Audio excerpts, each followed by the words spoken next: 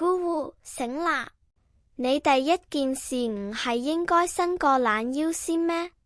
點解攞住支冰水送機咁款啊 Celeste， 紐約嘅朝早係好殘酷㗎，我唔測反半支冰水落去，我驚我個靈魂返唔到嚟個殼度啊！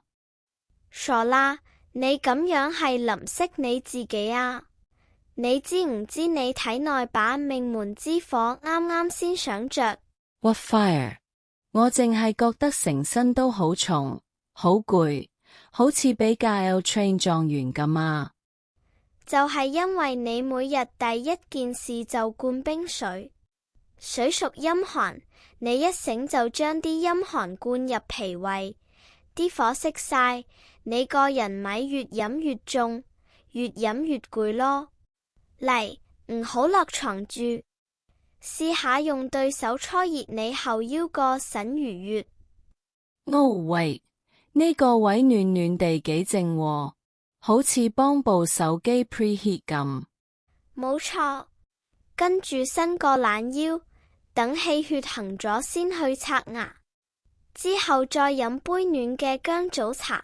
咁我平時一醒就去沖個凍水涼呢？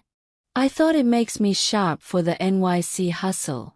姑姑，朝早係生陽嘅時間，洗澡係瀉陽，尤其係你啱啱醒，毛孔仲係關閉狀態，你強行用水沖開佢，寒氣就入晒骨啦。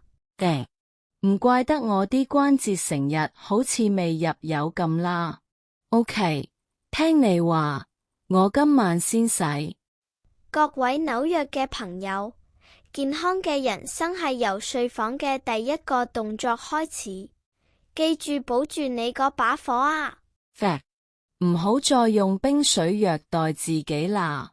想知多啲紐約生存之道，like 同 subscribe 啦。我哋下次見。